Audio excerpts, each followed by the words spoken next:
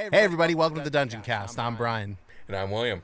This is the podcast where we talk about everything tabletop role-playing games. And today we have the honor of being joined by Jess Parks from the podcast I Seduce The Dragon. Pleasure to be here. 1, 2, 3, 4. Shout out to Welcome, adventurers, to the Dungeoncast. Hey Jess, how are you? Hey, I'm great. I'm really excited to talk to you. Yeah, we're really excited to have you on. So you're Jess Parks, the DM, and a multitude of other things for the I Seduce The Dragon podcast. I have your credentials that you're on your website up here. You're a sound professional. You worked on several high-key movies. You're a first-time DM. You like spending time making the podcast, but doing movie and sound design. So you're all over the place with the sound stuff. That's really awesome. Yeah, it's my main gig. I work in sound for feature film. I am a sound mixer. I am a sound editor, and the correlation is pretty obvious between the two. I find though that I have drawn a lot of my experiences from being involved in the filmmaking process into producing a D&D podcast.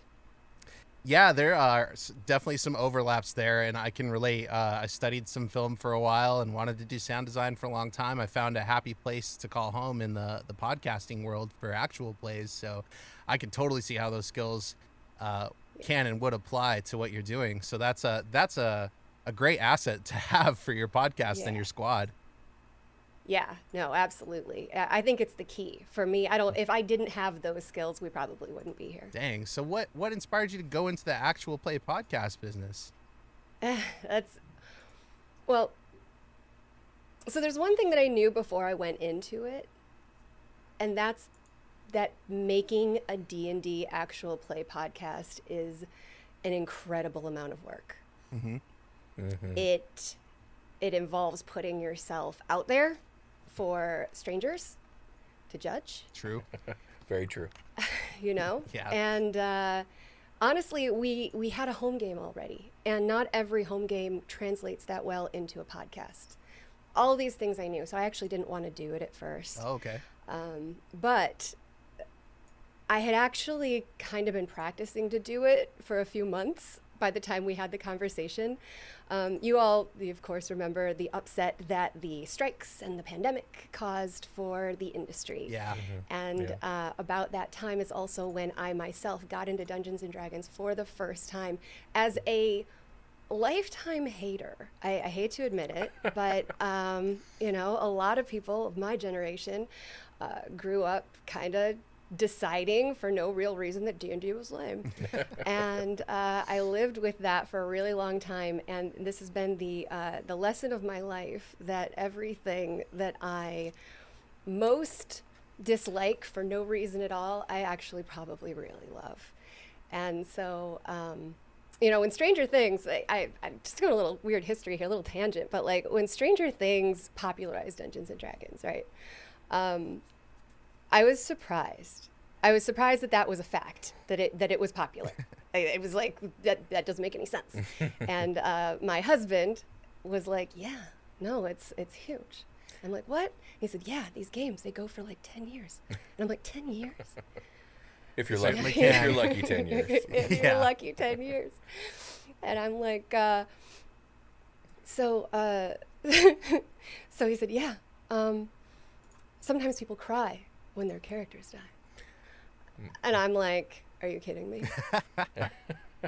Adult people Absolutely. shed tears over their imaginary character in their pretend world. Absolutely. And he's like, yeah, that is the truth, and that absolutely happens. So it's almost the not making sense of it that got me intrigued. Like, how could that possibly be true, right? Hold on one second. I'm just going to take a real quick pause here. No worries.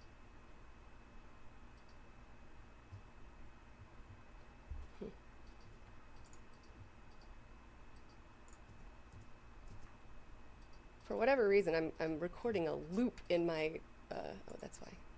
Got it. Okay. How could that be true? And then I started a game and I made my first character, and it's this elf princess wizard for my first character. Yeah. I chose the most homeworky character possible. It's a tough one. And we played that character for a couple of years, and then she died. Ooh. First character death. Oh no. Everyone cried. Aw. Everyone cried. And I was shocked at the emotional impact of that moment. I got to work the next day and I opened my laptop and her character sheet was up. And I felt real grief. Dang. You know? Yeah. Like, you guys clearly know that feeling. You know that feeling. It's magic. Yeah, it mostly happens to other people, not so much to me, for whatever Oh, you're reason. so good at D&D. Yeah, because I'm the best, obviously. No, it's just sometimes the dice say you die, and it happens. Sometimes the dice say you die, Yeah. and sometimes the dice say you live. Yeah. They haven't come for It me was yet. just so powerful. Yeah. So that's kind of like why I got into it at all. So when it came time to like make this game and I'm playing it, I'm enjoying it so much. And then comes this discovery that your game, trying to tell people about your game, is a little bit like telling them about your dream. It Yeah. just doesn't. They weren't there. It's They true. don't get it, and you sound a little insane. So then came the challenge of, how does this work? There were D&D podcasts I listened to that I enjoyed, and I was trying to figure out, why do I enjoy those? But if I listen to the recording of my own game, I zone out. I can't focus.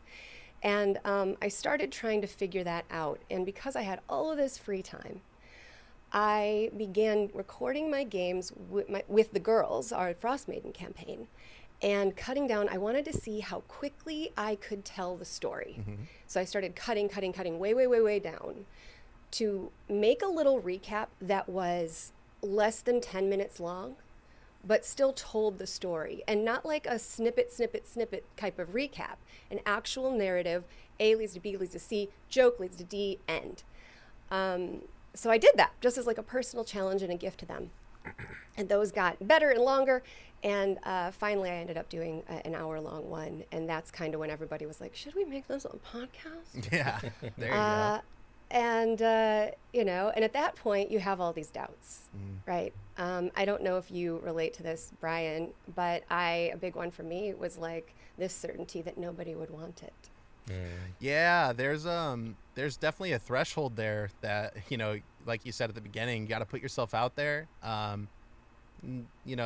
to trust your creativity. You as a creative person, you took the plunge, and it seems to be working out, right? It is. So far, it really is. It's been really gratifying to find the people that have found our podcast so far. We have this, modest but growing, really earned audience of just awesome fans that make me feel heartened by that. And I'm not even looking necessarily for like a large number of people. I'm like a quality over quantity kind of person. Sure. This thing that I make for the podcast is kind of made for me, kind of made for the player that I was when I first started, when I found Critical Role to be a little bit too high of a barrier to entry. Yeah. That's a as a tough one. newbie. High bar. Yeah. So I sort of was like, what would baby D&D Jess enjoy? What would suck her in more? And I find, as is the case with everything we do, movies, TV, Dungeons and Dragons, the best Dungeons and Dragons podcasts, are all centered around the relationships and the chemistry. It's true. Yeah. You found it. Yeah. And that's what we had. I mean, that is what we had. And as much as I thought, nobody really wants this, it's going to be so much work, I'll never be able to keep a schedule, there's challenges I don't even know exist yet. The truth was that I loved it so much I was doing it for free. So Cool. maybe I should try to make a job out of it, which has yet to be seen. But it's pretty damn cool. I really, really am enjoying the experience of living the game and then crafting it into something, into a presentation, to an experience after the fact that someone who wasn't even there can get sucked into. Yeah, when you have that chemistry at the table, you're going to hear people having fun through the microphone, and that's super critical and Yes. important. And when you have the post-production resume that you do, I know that you're turning it into something fantastic. Let's jump behind the screen, the DM screen, for a little bit, because I know you're using Icewind Dale. You guys are running Rime of the Frost Maiden as the base for your adventure. Why Rime of the Frost Maiden? I know it's a popular adventure. Did something stick out to you that made you want to run that? I wish I could say yes. I think I got very, very lucky because it actually is an excellent adventure for a first-time long campaign DM. I've definitely heard for that. a number of reasons. Yeah. The only reason that I was doing it, so here's the thing, like when you're running a game and you've got these players and you're really trying to figure out what they want so that you can give it to them without asking them, right? Like it's that thing where, a good boyfriend or a good husband will kind of like listen all through the year what kind of stuff you want for Christmas, There you and go. then pick it up and come Christmas time. How did you remember? I love those shoes. They're just listening. Mm-hmm. I'm constantly doing that. And so the Rime of the Frost Maiden was actually a gift. After we assembled the group, I told them I would go looking for something to play, and it was Dana, actually, who pulled out this giant map and was like, can we play this? And to hear her tell it, she says that she chose it because she wanted me to run a longer campaign than I was planning to run. So in order to do that, she had to pick something that would appeal to me, which is horror. Cool. And I think it was the newest adventure out at the time. So between the newness, the shiny newness, and the dark grittiness of it, it really it definitely appealed to me. But the thing that appealed to me most was that she handed me a gift of what exactly she wanted to play. Cool. That's awesome. Yeah. Yeah, that shiny blue cover doesn't hurt either. I know that thing popped off to me on the shelf for sure. Man, I have 2 versions of that book. Tracy, do you have this other one? Do you have this variant? Oh, the alternate art? I know what you're going to pull out right now, and I do have it. It's very it's pretty. gorgeous. It's one of the better looking Show it variants. off. Oh Look at yeah, this. that's the Yeah. one. Look right how there. beautiful that is. That's one of my favorite 5th edition alt covers for sure. Yeah, it's That's beautiful. great. We drew a lot of inspiration from this artist for our logo. Oh, actually. nice. Yeah. I like I that can actually logo a kinda lot. see it. I'm looking The at your dragon logo with the now. sword through the mouth. Yeah. It's- Thank you. Super cool. Okay, well, so now you're in Rime of the Frost Maiden. So how have things panned out in terms of like sticking to the module? Do you have to deviate from it, go off beaten path? And has that made things easier for you or harder for you depending on how the results came out? Well, so you guys have clearly read this module. You know. I'm aware of what goes on in it more or less, but I haven't I'm probably played a it. little more familiar, but I Yeah. have not played it. But I've read through a good portion of it. Yeah, okay. All right. Well, you know that it starts with starting quests. Yeah. Like two little, 0 hardness quests. I did not connect personally with those quests, so they were gone. We jumped in to a different point in the book, but the characters from the quests did end up coming back and then having larger roles because the characters ended up really loving them. Right. So, now this Torga Ice Vein, who's the side character in the starting quest, the Ice Vein something quest, is like one of my players' long distance kind of like lover. Oh wow. Sweet. Yeah. That's super cool. There's a whole episode that's just a date, an improvised date between the 2 of them. But I could use her then as this vehicle to lore drop. Oh yeah. So it works out great. It's a beautiful creative puzzle trying to tell your story, but follow your players on their meandering path.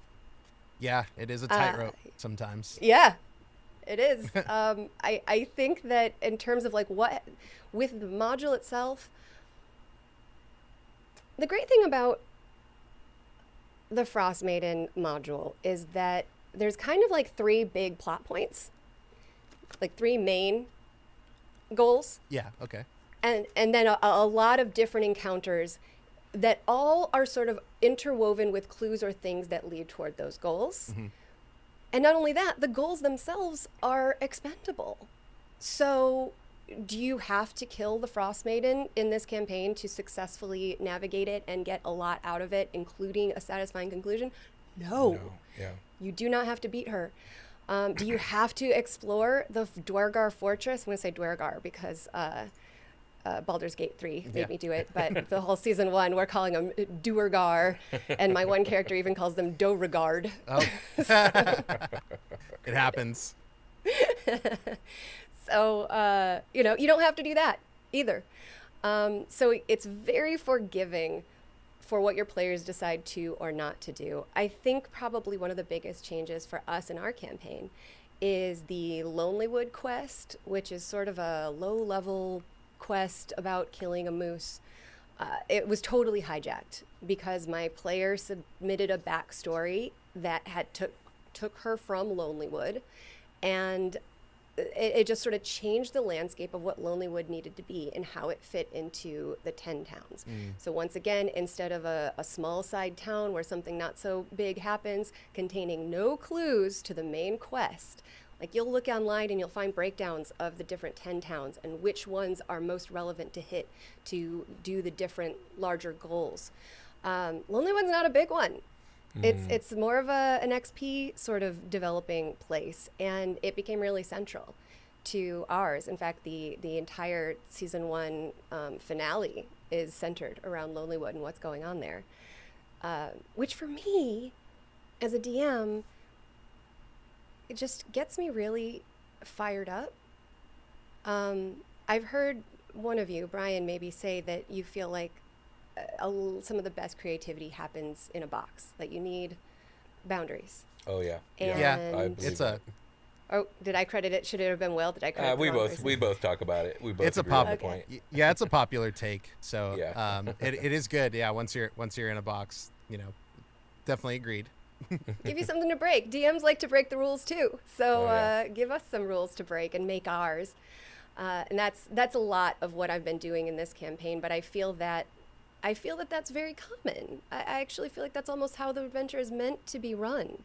They give you so many gifts and so many ways to rearrange it that making it yours is very easy. Yeah, I find that it's one of my favorite questions to ask anybody who runs a module is like, okay, are you sticking to it? Like, when did you abandon it? Because almost everybody I talk to that runs modules has at some point, the skeleton's still there, but they're doing their own thing, kind of like how you're talking about right now. Oh, we turn this into this, and now this piece has to turn into this so it can accommodate us. And I always think that's so interesting. So I'm glad to hear that you guys are, making it work and taking it off the rails, so to speak, and doing what you got to do to make it a campaign. But on your show, FBATs, may I ask you a question about that? Oh yeah, sure. I love talking about FBATs. Because you obviously went in with a plan that was all yours. Mm-hmm. You weren't breaking a module. Did your players then make you rearrange that, or did you just know them so well that they pretty much more or less followed the trajectory that you had mapped out for them? Yeah, it almost always worked out. Just because I knew exactly who was going to be sitting at my table. Just for anybody listening that's not aware of what FBATS is, it's called Flashbang The Surgeon. And it's based off of Batman the Animated Series episodes. So essentially the idea was to take the script of an episode of Batman the Animated Series and turn it into a module of sorts and use those plot points and basically run players through a fantasy version of Gotham City. And just because me and my two buddies, Steve and Jake, that are on that show, we had a lot of chemistry growing up together. And, so the jokes flow and the creativity I knew would be there. The main thing was, like, I know that these guys, these episodes might not be fresh in their mind, but they know how Batman acts. So they kind of know that, like, the expectation is to try to do what Batman would do. And they didn't have to do that, but it was encouraged. And they usually did. Like 90% of the episodes they panned out. But the ones that didn't were really very special in that way, that you're breaking the mold, and now I'm laying down fresh tracks, trying to keep the campaign to the end of the episode. And I'm like, okay, well, let's see if we can meet up with the bad guy at the end and how that's going to look. Particularly with, I think I remember Bane kind of giving me the runaround somewhere in the middle of the episode. It's like, okay, we're supposed to end up at the docks. I got to get us back to the docks. He's in a boat. I don't know what to do. I guess he could just show up wherever. But yeah, that was FBATS was a ton of fun. Thanks for asking. Yeah, it's you can hear it. You can definitely hear the quality of the chemistry that you've got going on there. It's a really, really great listen. For any of your fans who haven't heard it yet, it's a great listen. Yeah, go This check comes out from someone who F-Bats. doesn't like D&D podcasts. So. Yeah, we did what you did, which was, what would we like to hear? Just as us, and try to be ourselves. And hopefully it works out. And if it doesn't, that's fine. And we ended up getting a lot of, there's a lot of people that are now close to me in my life that, because they like F-Bats.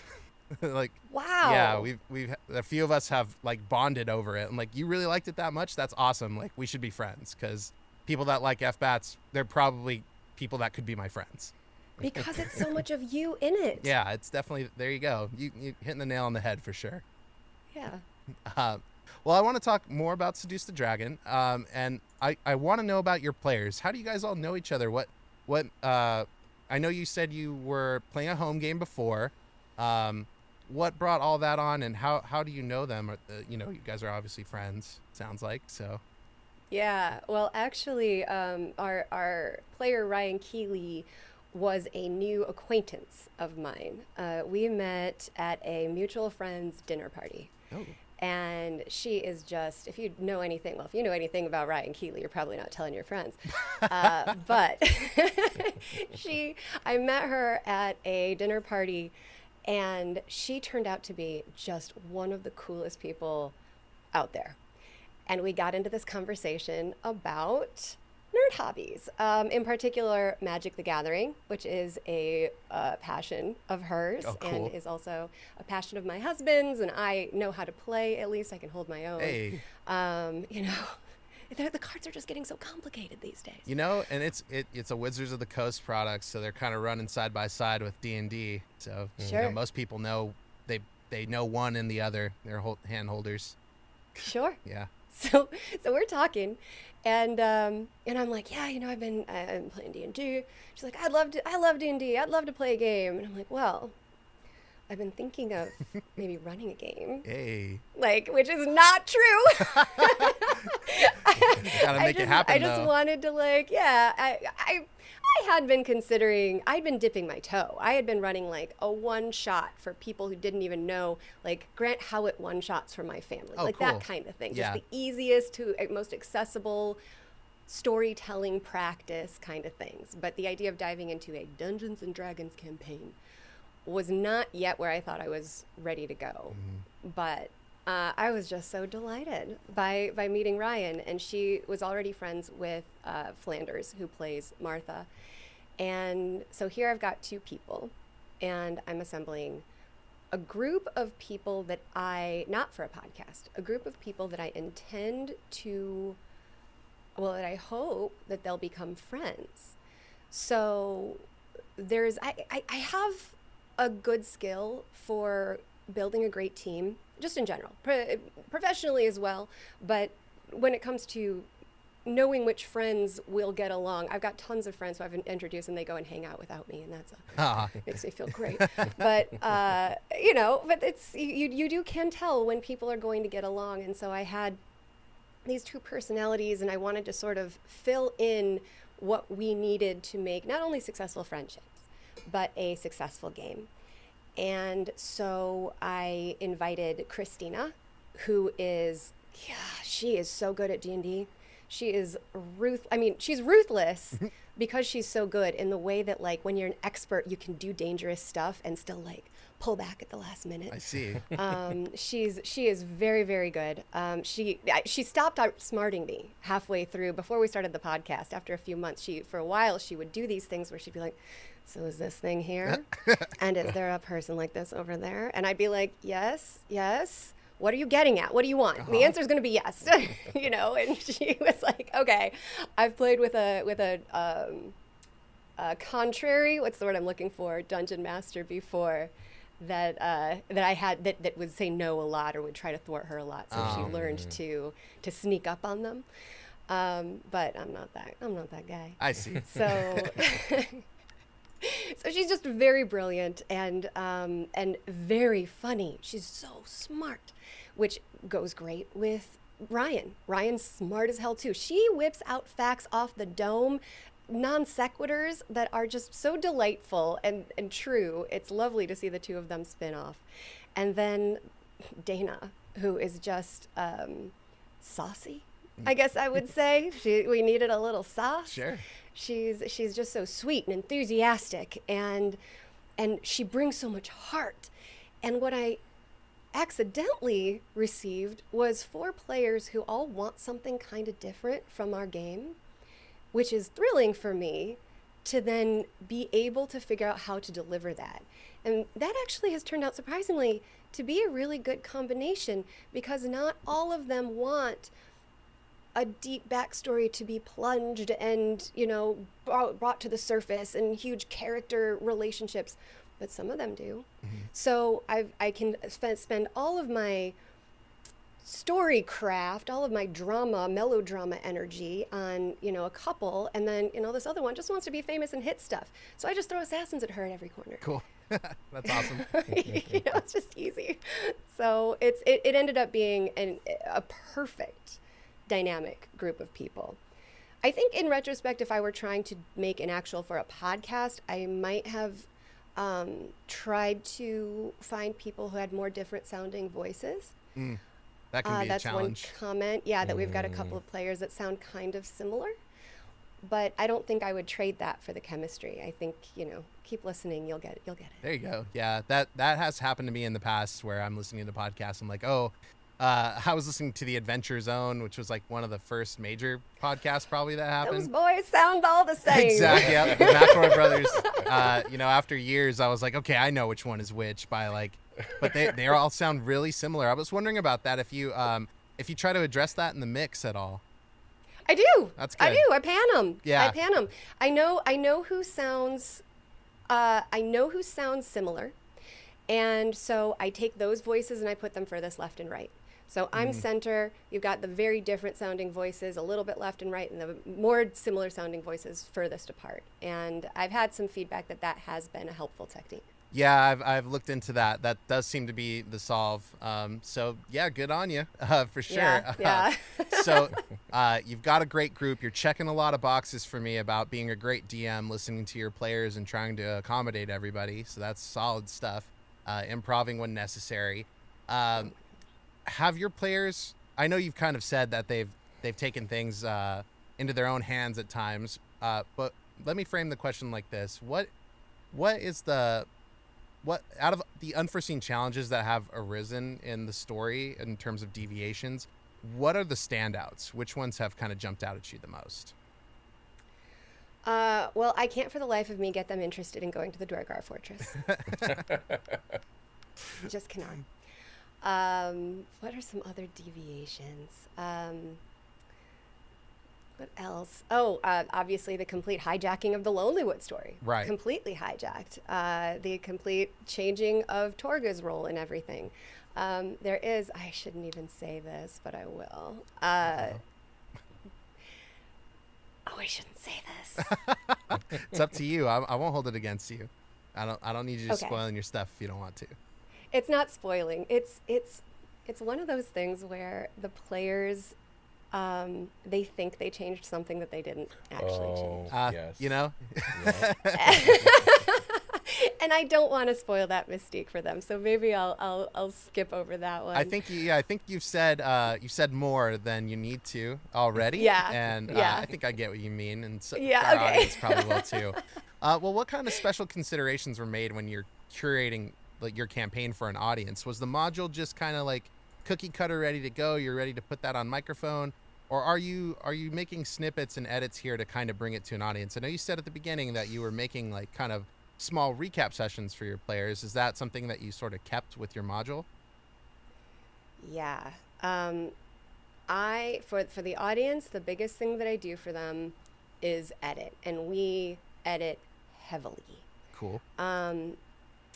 There's a couple of things that happen in filmmaking that I find come into the podcasting production quite a lot. And one is that moment on set when the chemistry's cracking and something happens on camera. The actors deliver a scene, or maybe there's a blooper or something that is just so funny. everybody's rolling. It's all that the camera crew can do not to laugh out loud. They yell cut and everyone bursts into laughter and they can't wait to see it in the cutting room. And then the editor gets this scene and they're just like, this is not that funny. Like, why, that's rough. you like, it's like a weird heartbreak. Moment. The ultimate had to be there. And there's a lot of that in D&D. Oh. Because it's such a chemistry driven activity, I find that I go into the cut and now I'm putting on a totally different set of eyes. I'm trying to see it as the person who wasn't there. And there are things that I thought were hilarious, but they're a little too inside, or they're a little, anything that's going to make the audience feel like maybe they aren't sitting with us. Maybe they did miss something. I'm going to get rid of that. And the other thing that happens is that, especially when you're making a comedy movie, is that your incredible comedian is going to riff, right? They're going to riff with the material. They're going to try different deliveries. They're going to do different things. It's not all going to be gold. So that's what your editor does, is they take all that material, they go through, they find the best joke, they fix the timing, and it works. And I do that as well for our players. So when I go through an edit, I'm not just wholesale lifting out stuff that doesn't matter. I am adjusting comedic timing, dramatic timing. I'm making sure nobody's talking all over each other, as we record online. So it's really hard to know when you can start speaking without interrupting someone. Right. And I make everyone sound really good at D&D, because that's something I actually don't enjoy listening to. Is a lot of, sometimes it's entertaining and sometimes it's informative, but generally just not remembering a rule and trying to figure it out unless it's entertaining or particularly funny. Generally, I'm also cutting that stuff out. So everyone's just like quick with their decisions, quick with whatever, because the game is a vehicle. The game's the vehicle for the connection. Just like the game itself, the meta game of playing D&D is a vehicle for having friends. It's not about the game and it's not about the rules. So I do try to minimize the actual rules. And, look, for people who are trying to, I wish I could play along, we actually, we make a separate version of the first few episodes. We plan to actually do them all. We call them Clippy's version. Okay. Because Christina, our experienced player, before the podcast, had this habit of hopping in with like, "Oh, I see you're trying to cast a spell. Do you want some help?" That's awesome. So we made a version that's like a pop-up video kind of thing, where we pop in with little information about actually what's going on in the game mechanic wise, but it's snarky and it's funny and it's quick. So I've had some very good, very positive feedback as well. But the non-players, which is most of the people in my civilian life, appreciate that we make the Clippy episodes so that they aren't totally lost. That's awesome. I love the clever name. I was like, does she mean like the paperclip from Microsoft? Yes, I do. Well, that's really, really awesome. I love the approach. We understand with the approach to our actual play stuff, not necessarily FBATs, because that was like a private Patreon show to start, but with our Super Quest Saga show, we did that approach too. Like, we're making essentially a radio show, more radio approach than movie show, but I don't hear that many differences. Try to leave the chemistry on the table without being too inside jokey. Those are all great considerations to make. Mm-hmm. So that kind of bled into my next question, which was, what types of things do you consider in pre-production? Well, I guess not.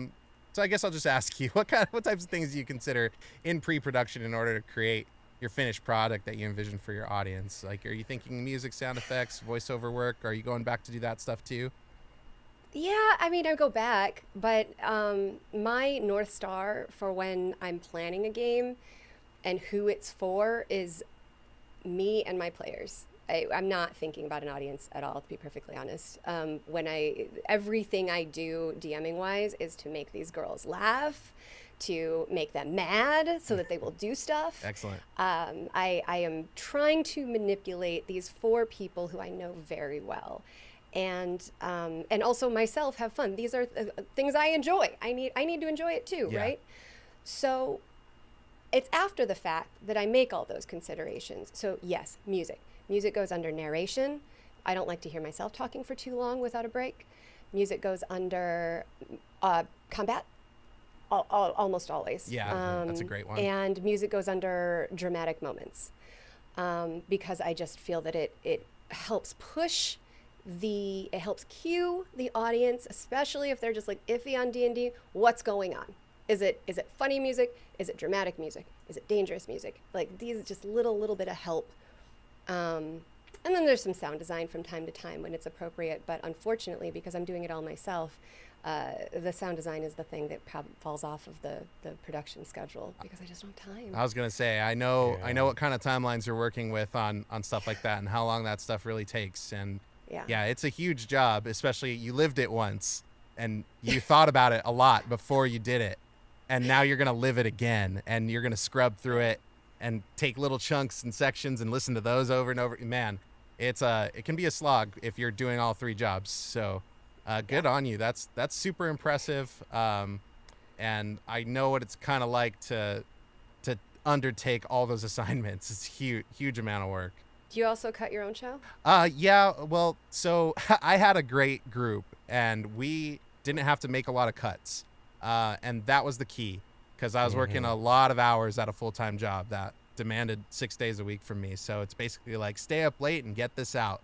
So I was doing a lot of music for combat because it needed it. Like 5th edition combat, it can really drag. And I knew that was going to be the weak point in, I'm not going to have time to scrub combat and get it cinched up clean without all the breaks in between. So I'll make some kick-ass music. So while people are thinking of what they're going to do, they'll have something cool in the background. And the group we had, they're pretty quick with it. It's like, okay, think about what you're going to do before you do it. Just know we got to get through combat as quick as possible. And honestly, we put ourselves in the box of like a 3-hour time limit. We're going to do this game in 3 hours, and we're either going to do it or we're not. So we better do it. And that helped us get through things quickly when you set that timer with. It's huge. It's huge. I wouldn't trade my players or my group for the world because the chemistry is there. But this, now that we're in production for season 2, we are better players, and it shows in the edit. Like, it definitely saves me so much more time.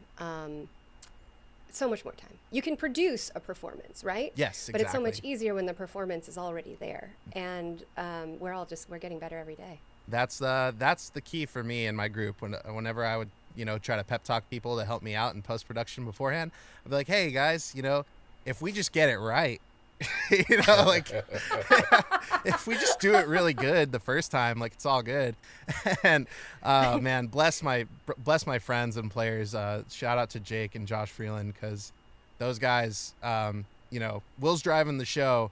But he knows what I know. He knows that we've got to get through this quickly and do it right. And that, we were just kind of blessed to have a group that was able to perform at that level. And really, that was the only way the show was getting out, So I'm glad to hear that you're what it's all about, for sure. So you're not running the campaign and cutting it. You're cutting it, but Will's running it. Yeah. So that campaign finished. So we're, it took about 2 years to do. It was, a huge campaign. We took a big break for COVID. Things were hard. We were recording in person because we thought the chemistry would be better. It is. And we had the setup, and then we're like, okay, I think we're going to have to figure out how to switch over to online game. And honestly, once we kind of spent a story arc sort of getting it under our belt, and then we did. And it by the end, it felt like we were in the room together again. We kind of figured out the lag a little bit. That sort of thing. The overspeak. Incredible. Yeah. So it's so much better in person. It really is. There's I know it's hard. It's not possible for everybody to do that. It's probably more likely for everybody to play online these days, even for home games. But you make the best of it. The cool thing about recording remotely is you get all those isolated tracks, so you can kind of do a little bit more cleanup. True. Yeah. But then you're dependent on the quality of mics that each person sets up in their home. Yep. And it's a whole different set of challenges. Yeah, the balancing ball game changes for sure, because when you're in getting all your mics in a room is critical. For those of you that are ambitious trying to start a D&D podcast, here are the pain points. You have some choices to make. Mm-hmm. So does your recording process affect the way you would play a normal game? It sounds, I know we kind of double dipped on this one and talked about it a little bit already, but what do you think? Wait, what's the question? Oh, sorry. Does your recording process affect the way you would play a normal session, like unmiked, so to speak? Oh, got you. Yeah. Well, I do definitely appreciate these separate mics. Yes, that is true. But another fun Ryan Keeley fact is that she is completely feral. She cannot sit in front of a computer for an extended amount of time, and all of season 1 has been a struggle of trying to bring her quality up to where everybody else is, while she's on like telemarketer headsets or whatever it is that can like let her tether be a little bit longer so she can get up and do stuff. And finally, and this is a legit recommendation because it has changed my life, the Rode Pod mic, which is a wireless microphone. Ooh. It records 32-bit audio, Okay. meaning that it is very difficult to clip Yeah. when you get loud and yell, as Ryan does. And it's been a game changer for Wow. the quality of the cuts. So if you're looking for a good wireless microphone for anything really, but podcasting for this, it's been just like wonderful. Yeah, Rode Pod mic's fantastic. Dang, yeah, I really like. We used to record on NT1As before we switched over to the Shure, you know, the Yeah. common standard these days. But yeah, the Rode. I'm a big believer in Rode. They make great stuff, so I'm not surprised to hear that. Man, 32-bit, that's pretty good. Yeah, that's awesome. Well, what does post-production look like for your group? I mean, we talked about music and stuff for dramatic events, but what else are you doing to sort of help it out? Do you want to know about season 1 or season 2, which is actually on video? Ooh, that you know, which one do you think I would enjoy to hear more? I'll surprise you. Yeah. Let's talk about video because it's more involved. Sure. And probably a little bit more streamlined. So when we record video, we all hop on Riverside, but we're all also making local recordings on our systems. I just recently got everyone to do that. Okay. Another great thing to do, because as much as Riverside does high quality recording, you'll still lose a lot. You'll lose a high end of your frequency range. Right. It'll still feel a little bit of that phone, a little bit of that crunch quality. It's not full range. Yeah, they're compressing a lot on their end. It's interesting. They are, and respect to them, because this is an incredible tool and it's way better than Zoom. Oh but yeah. it's, Zoom is know. compared to Riverside, man. It's like Zoom's like a dinosaur. oh, for sure. Yeah. Well, it was never made for recording anyway. It was Fair. never made for podcasting. But the local records, which you can just open GarageBand if you're on a Mac, has been, it just like takes it that extra 10%. So we record, everyone sends me their local recordings, and then the next day I sync those up. And then I just go through, and it's kind of a pleasure to like, it's kind of a producing pass. Like I go through, I watch it, and I just start lifting out the things that really, really don't need to be there. And then I pass it to editors, actually. After season 1, Oh, I cool. had 3 friends who are actual picture editors essentially volunteer Wow. to help, which is Nice. wild. I cannot express my gratitude to these people. They are doing stellar work for essentially revenue share, which at the moment is, not allowed or new. Right. So, not only are they investing their time, they're literally investing their time because they are dependent on how well the project does for their own compensation. So I pass it to them, and they do the cut, and then they send it back to me, and then either I'll do the mix, or I'm trying to find others who have bandwidth and the ability, the skill to do the mix. I'm a bit of a, I'm accustomed to dialogue editing for movies. So it's definitely a different beast than podcasts. And I think a lot of editors are very accustomed to like kind of slamming stuff together and taking out the breaths and off you go.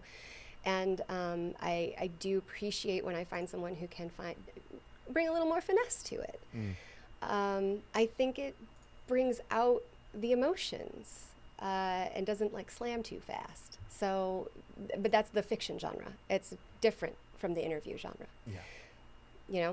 So yeah, I'll do that. I'll add music as much as I can. We love Soundstripe. That's Ooh. where I source all of my score. Cool. Yeah. And then I'll probably listen back to it about 40 more times and make notes and change it again. Yeah.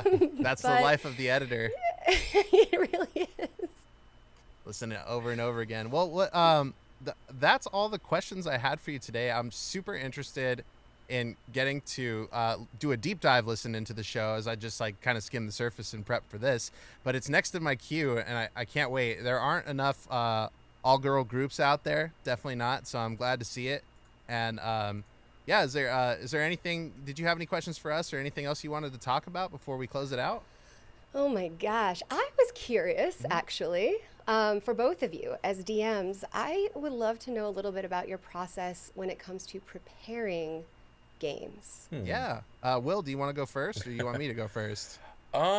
It depends on the game. I think there's a difference for me when it comes to preparing a game that's meant for an audience versus one that's just more casual.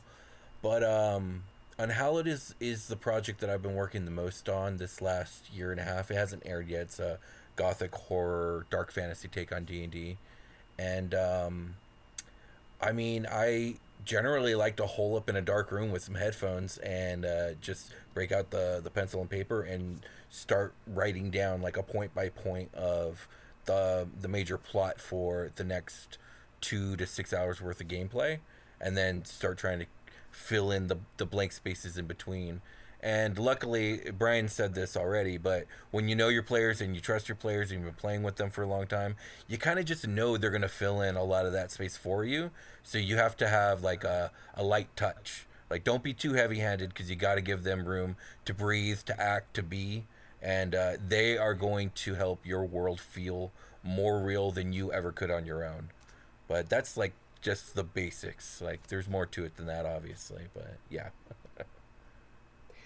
Yeah. Yeah, I feel that the temptation to over-prepare is something that really I was tight in the grips of when we first started. And really Yeah, totally. You've been DMing for how long now? 2-3 years. Yeah, so yeah, you're breaking out of that stage. In my early DM tenure, over preparing was the name of the game, and I learned over time that it was just not necessary. I didn't have to, and it took a lot of stress off me and ended up making the games better. Yeah. Yeah, I feel What like about you, Brian? yeah, you get that confidence that kind of allows you to do that. You know, when you're prepping in the early days, you know, I'm guilty of it for sure. Like, over prep to high heaven. And my one shot that I played at Will's table, he let me DM for his game for a little bit just to give it a shot. It turned into 3 games. I'm like, wow, I wrote way too much stuff. It was fun, but you know, It was fun. Holy smokes, it was crazy. You know, with FBATS, that was my first real like campaign I tried to do, and you know, like I said, it was modules, so everything's prepared for me. I just have to do it really played to my strengths in that campaign to you know, when there was a deviation, we're going to improv, and that's probably where I shine the most, is just kind of coming up with stuff. So these days for home games, I am just sort of writing down some bullet points. And that is definitely your style, but it works well when Brian does it, for sure. Yeah, I've got like, I'm like, okay, we're gonna play for like 5 hours tonight, with a food break and probably chit chat in between. So I'm gonna write down the first major event that happens, the second major event. So pretty much I took the idea of putting in like game clocks, that things are going to happen no matter what my players do at certain points, and they're meant to just cause a lot of chaos. I'm not really sure how my players are going to respond to it, but I never, ever, ever give my players enough credit to solve problems. And so these days I'm just like, I don't know how they're going to get out of this, so they'll figure something out. Yeah, I'm always just really excited to figure out to see how they're going to figure it out, because I don't know what I'm going to do. And I kind of just have a fail safe in place. Like, if enough time goes by, this other thing will happen, and then they'll have to deal with that. And maybe, you know, let's say the Deus Ex Machina just waiting in the wings. Kinda like, it's almost like, okay, there's a dragon. I wonder how they're going to get out of this one. And it's like, okay, well, if they don't figure it out, Dragon 2 is going to show up, and I really don't know what's going to happen when that goes down. So that's the style these days for home games. I have aspirations to do an original score of all acoustic music to a campaign that is a little more on the rails than that, with a little more prep and a lot more lore in a world that I built myself. So that's that's the goal down the line. So I'd love to do that one day. The approach to that one is going to be like very post-production heavy with like, I have a speech I want to do, and I'm going to like basically have the sound file ready to play for my players when we get to that point. And, I have a point A and a point B, and whatever happens in the middle is fine with me, as long as we get to point B. And I've kind of shown for myself that I can make it there somehow. We'll loop back around to it somehow. So it's a very, lean into the journey. I think the journey is the most fun for books and D&D and movies. So, that's my style. Do you guys have like an all-time favorite time you got a reaction out of your players? I got one off the top of my head if you don't, Brian. Yeah, go for it. I'm gonna try and be as spoiler free as I can, because this is pretty far into the campaign for Super Quest Saga. But I had been preparing from day one a very dramatic moment that I wanted to elicit an emotional response, not just from the players but from the audience too.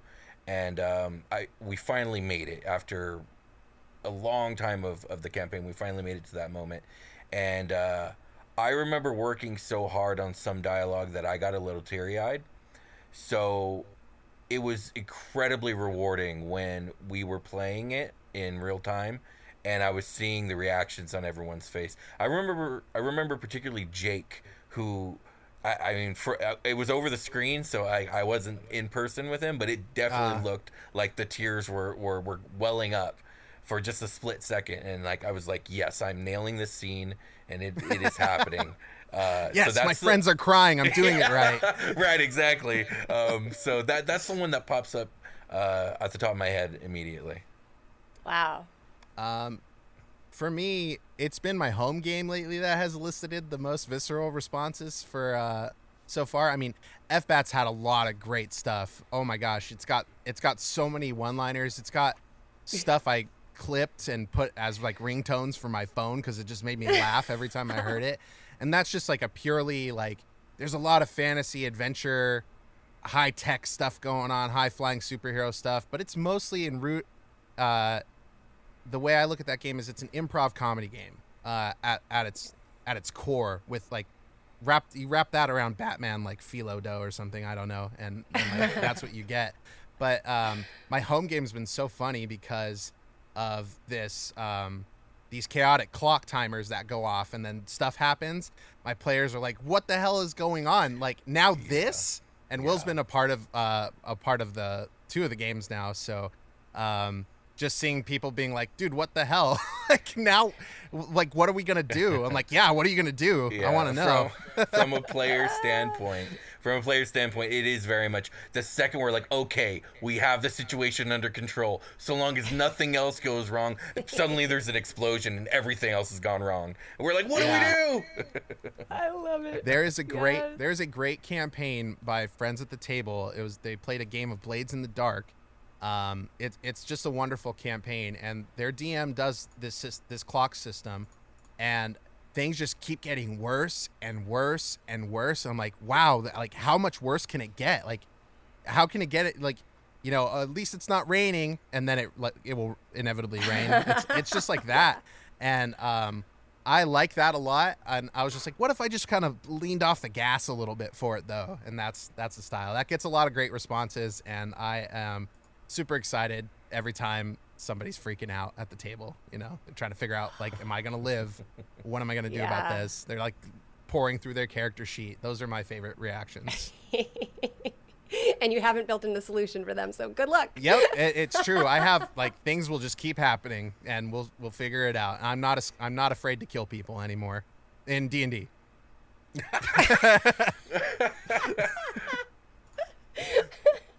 Were you? Yeah, I accidentally took down a buddy of mine. Was it Jake? It was Jake, wasn't it? No, it was Freeland.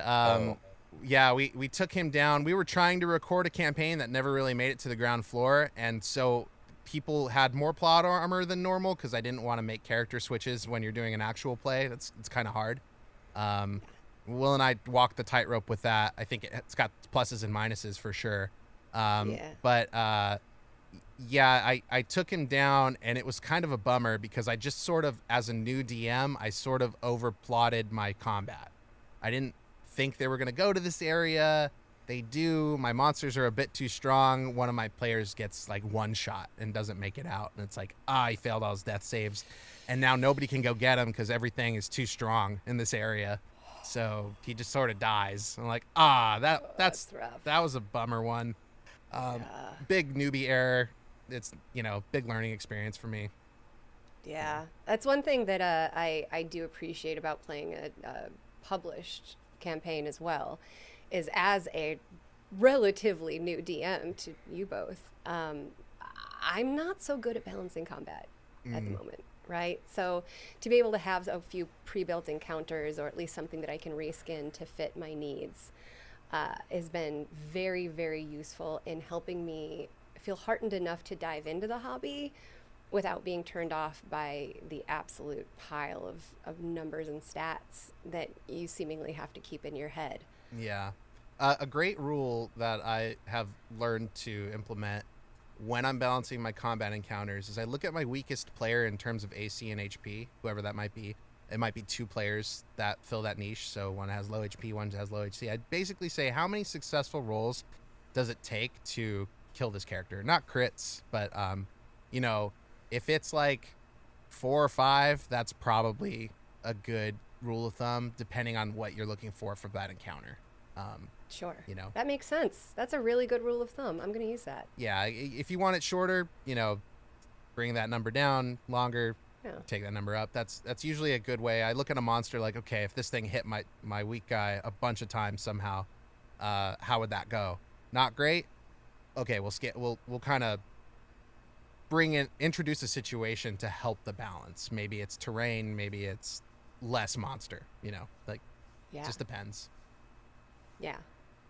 Wasn't this game started as like a strategy game, like war, like the tables with the terrain and the little soldiers representing armies and stuff? Wasn't that how D&D started? It was a war game called Chainmail, yeah. Yep. Okay.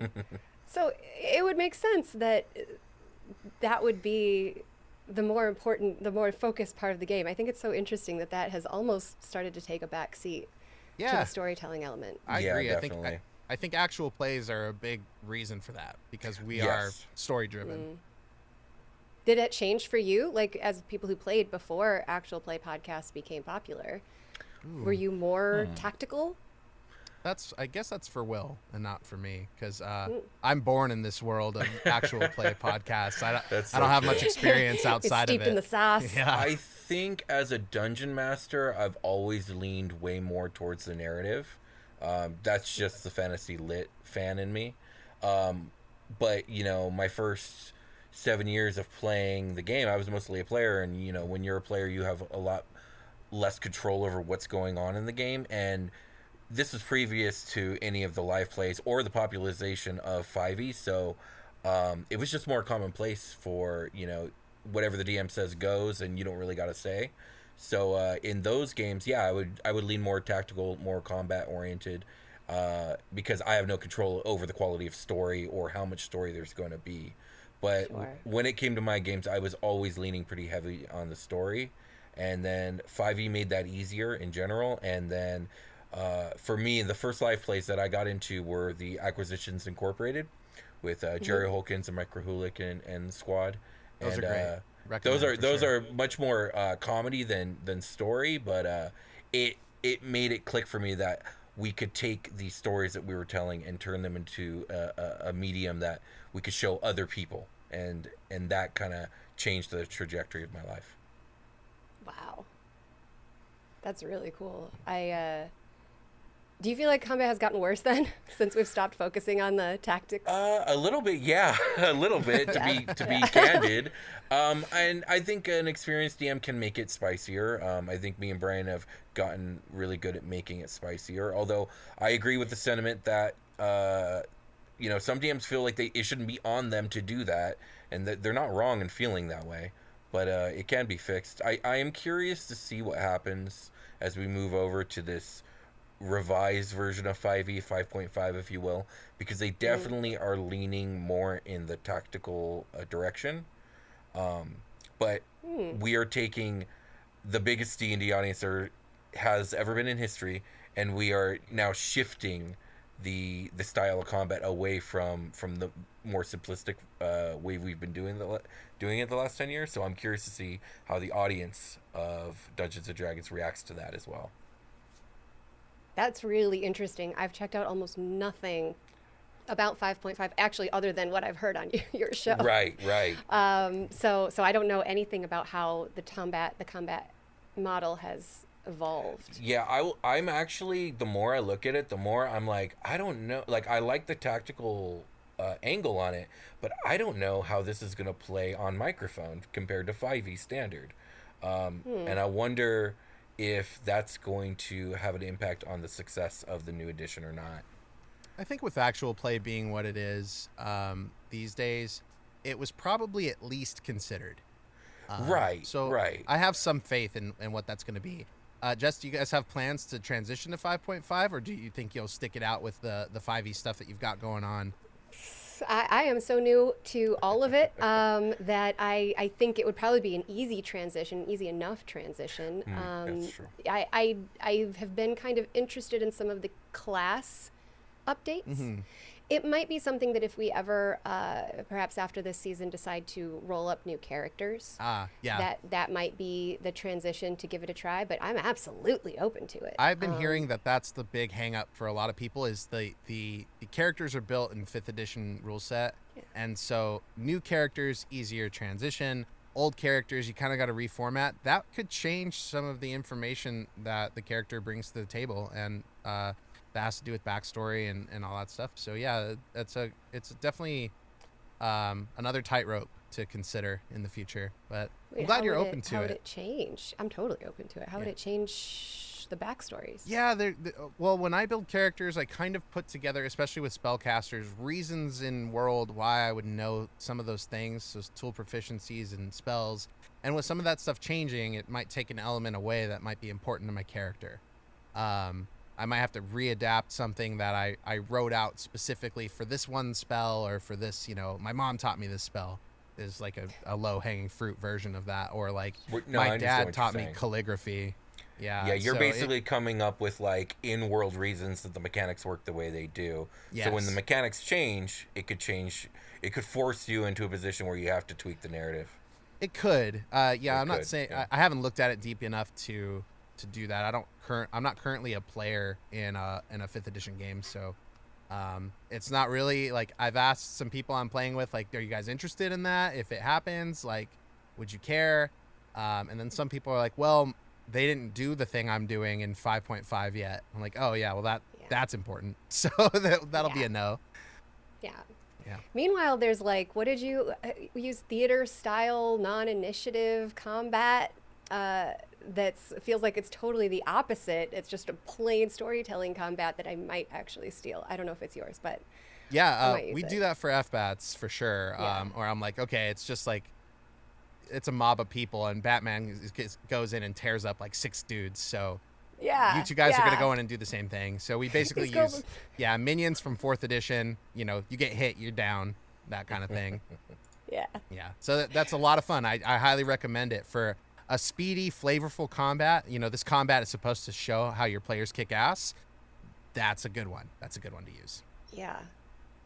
All right, Jess. Well, thank you so much for coming on the show. I really appreciate it. I love the two-way conversation we got to have. It was really insightful talking to you. And where can everybody find Seduce the Dragon, or anything else you'd like to plug?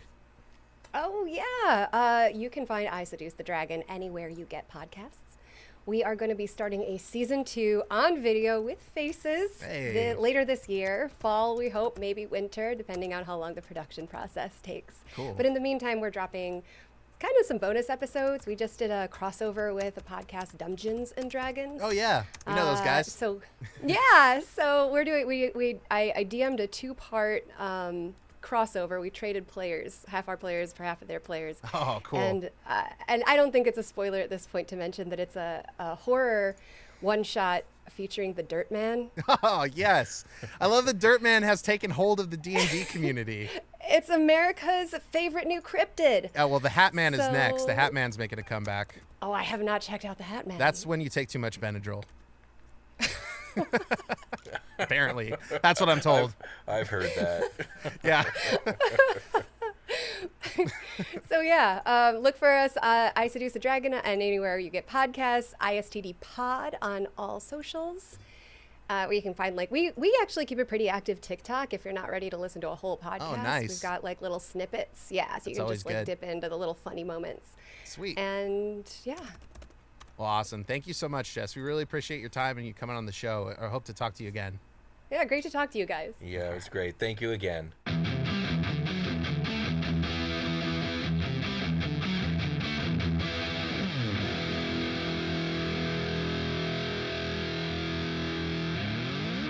The Dungeoncast.